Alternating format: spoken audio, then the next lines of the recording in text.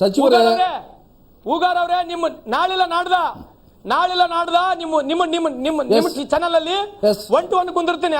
Challenge ಖಂಡಿತ ಖಂಡಿತವಾಗಿ ಕೂಡ ಸುವರ್ಣ ನಿಮ್ಗೆ ಅವಕಾಶ ಕೊಡುತ್ತೆ. ಎಸ್, ಇಬ್ರು ದಾಖಲೆ ತಗೊಂಬನ್ನಿ, ಇಬ್ರು ದಾಖಲೆ ಜನರಿಗೆ ಗೊತ್ತಾಗಲ್ಲ. ಯಾಕಂದ್ರೆ ಜನ ನೋಡ್ತಾ ಇದ್ರೆ ಜನ ನೀವು ನಿರಪರಾಧ ಅಂತ ಹೇಳ್ತಾ ಇದ್ರೆ, ಅವರು ಕೂಡ ಅಪರಾಧ ಅಂತ ಹೇಳ್ತಾರೆ.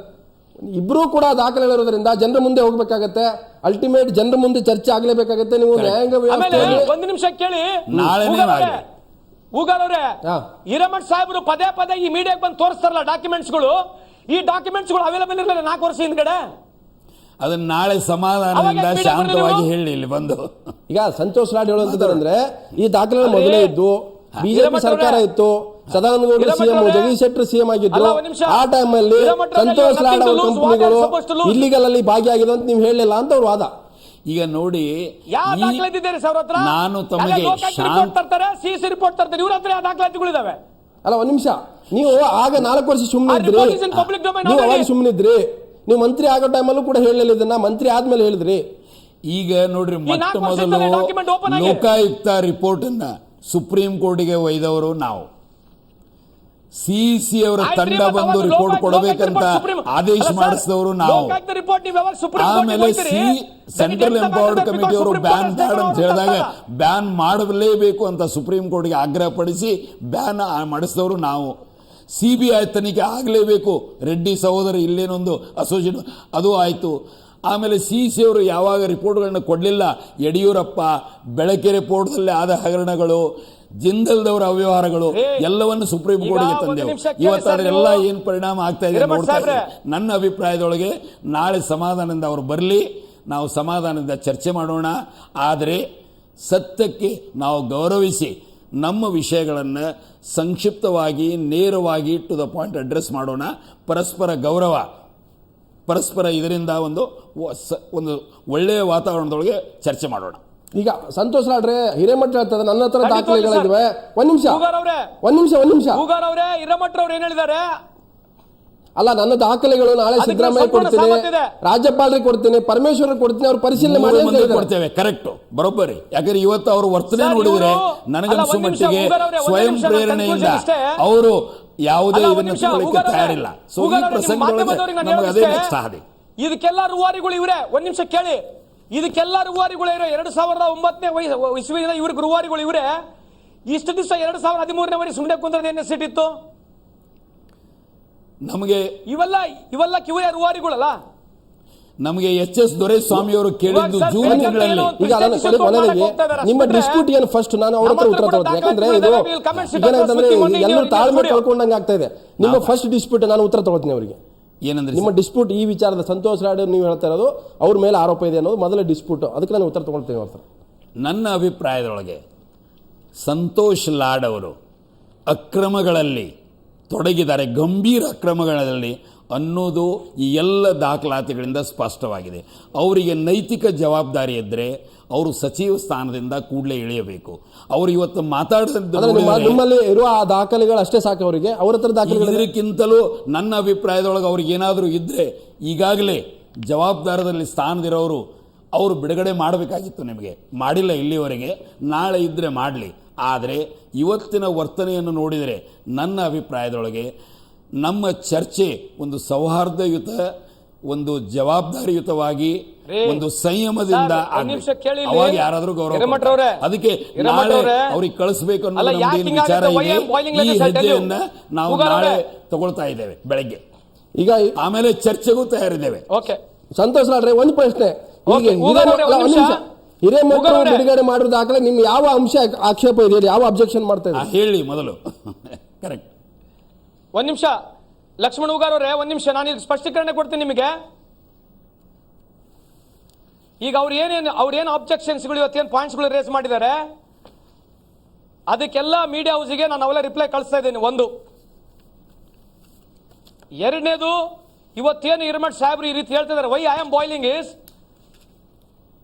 is because we are innocent, sir. ನಾವೇನು ತಪ್ಪು ಮಾಡಿಲ್ಲ.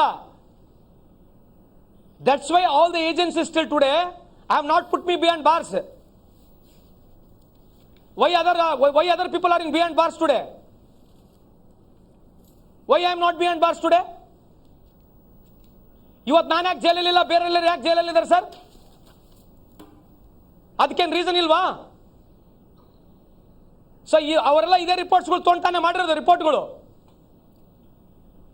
ಮತ್ತೆ ಅವರೆಲ್ಲ ಜೈಲಿಗೆ ಹೋದವರಿಗೆ ಅವ್ರು ಮಾತ್ರ ತಪ್ಪು ಮಾಡಿದ್ದಾರೆ, ನಾನು ತಪ್ಪು ಮಾಡಿಲ್ಲ. ನೆಕ್ಸ್ಟ್ ಪಾಯಿಂಟ್ ಏನು ಹೇಳಿ? ನೆಕ್ಸ್ಟ್ ಪಾಯಿಂಟ್ ನಂದೇನು ಪಾಯಿಂಟ್ ಅಂದರೆ ಸೆಲ್ಫ್ ಸರ್ಟಿಫಿಕೇಟು ನಮಗೆ ನಾವೇ ತಗೊಳ್ಕೊಳ್ಳೋ ಬದಲಾಗಿ ಯಾವ ಅಂಶಗಳನ್ನು ನಾವು ಹೊರಗೆ ತಂದಿದ್ದೇವೆ ಅದನ್ನು ವ್ಯವಸ್ಥಿತವಾಗಿ ಅಭ್ಯಾಸ ಮಾಡಿ ಅವ್ರದ್ದು ಏನು ಕೌಂಟರ್ ಪಾಯಿಂಟ್ ಇದೆ ಅನ್ನೋದನ್ನು ಅವಶ್ಯವಾಗಿ ತರಲಿ. ಯಾಕಂದರೆ ಇದು ಪಬ್ಲಿಕ್ ವಿಷಯ ಇದೆ, ಪಬ್ಲಿಕ್ ಇದರಲ್ಲಿ ಯಾವುದೇ ವ್ಯಕ್ತಿಗತ ವೈರತ್ವ ಅಥವಾ ಯಾವುದೂ ಇಲ್ಲ ಇದರೊಳಗೆ. ಅವರಿಗೂ ಗೊತ್ತಿದೆ, ನನಗೂ ಗೊತ್ತಿದೆ.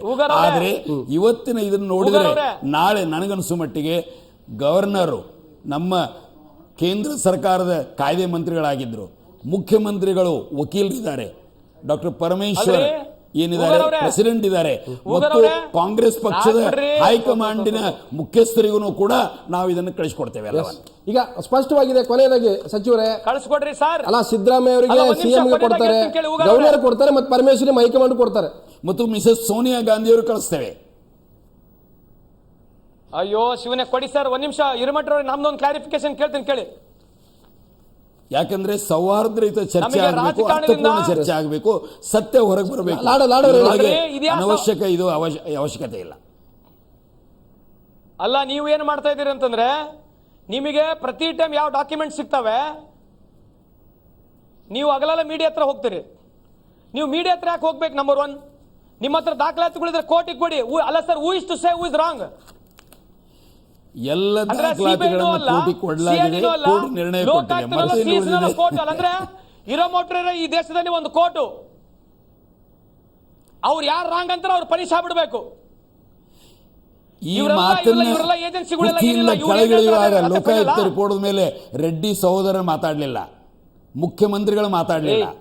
ಇವತ್ತು ಅಕ್ರಮ ಗಣಿಗಾರಿಕೆ ವಿರುದ್ಧ ಇಷ್ಟು ಉದ್ದ ಪಾದಯಾತ್ರೆ ಮಾಡಿ ಬಂದವರು ಇಂಥ ಗಂಭೀರ ದಾಖಲಾತಿಗಳು ಬಂದಾಗ ನನ್ನ ಅಭಿಪ್ರಾಯದೊಳಗೆ ನೈತಿಕ ಜವಾಬ್ದಾರಿ ಹೊತ್ತಿದ್ರೆ ಆ ವ್ಯಕ್ತಿಗೆ, ಆ ಸರ್ಕಾರಕ್ಕೆ ಹೆಚ್ಚಿನ ಗೌರವ ಬರ್ತಾ ಇತ್ತು.